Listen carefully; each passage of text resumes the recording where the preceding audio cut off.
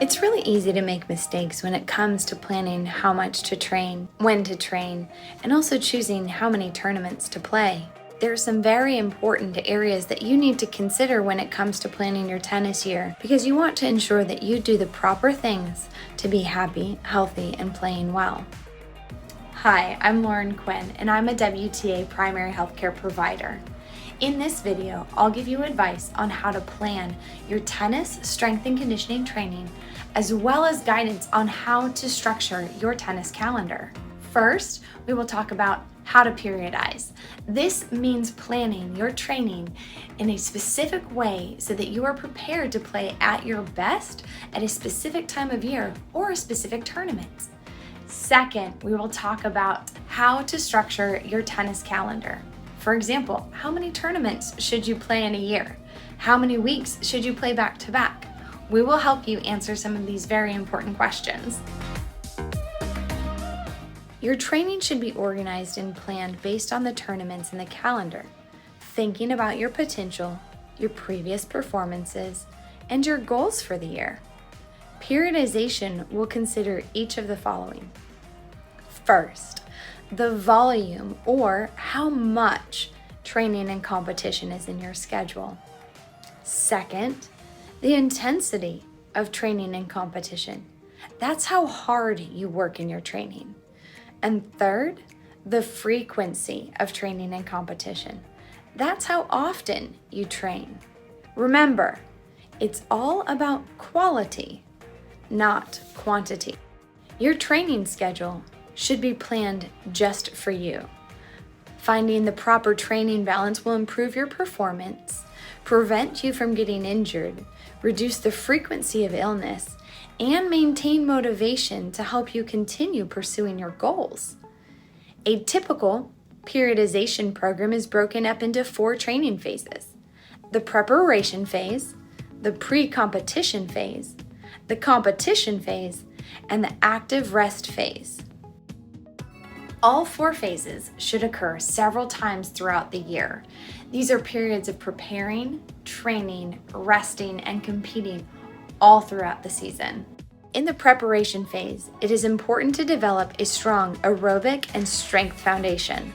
The focus is strength and stamina development and increased mental and physical resiliency. This means the ability to bounce back faster. Exercises should be high in volume and low in intensity.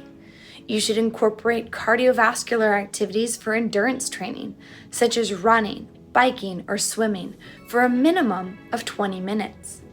You should also include on-court agility, coordination, and balance drills for sport-specific training.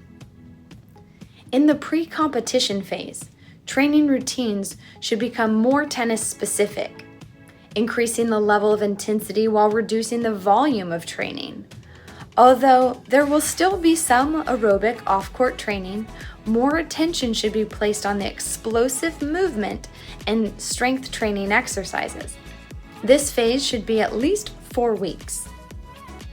The competition phase is the phase you're in during the season, when you're playing a lot of tournaments. Since a true peak in performance can only be maintained for approximately 3 weeks, you should focus on maintaining strength and endurance levels while you're playing tournaments. During the competition phase, training should be performed at high intensity, but how much training you do will depend on the amount of matches or tournaments you play. Planning your schedule of tournaments is very important, and we'll talk in more detail about that later.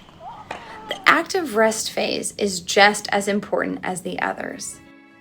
Rest can mean complete rest. For example, putting your rackets away for 2 weeks at the end of the season. However, it is recommended that you take time to rest and recover during the season. Active rest means taking a break from tennis, but maintaining fitness with exercises in the gym or participation in another sport you enjoy. This can provide your mind a chance to rest as well as your body. Now let's talk in more detail about scheduling your tournaments and planning your calendar. Even top players find this challenging, so we're going to give you some tips on how to make good decisions for your body and your mind.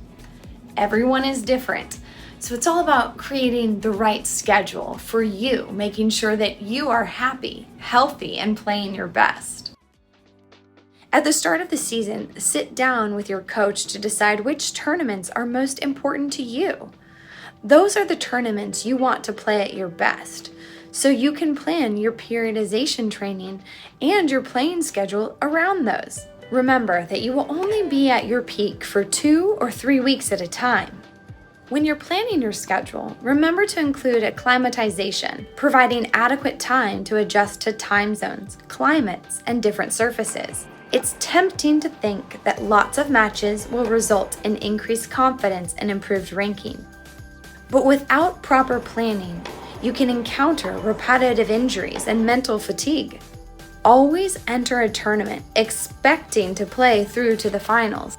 Select the number of annual tournaments wisely and acknowledge that playing too much prior to a big tournament can have a negative impact upon your performance.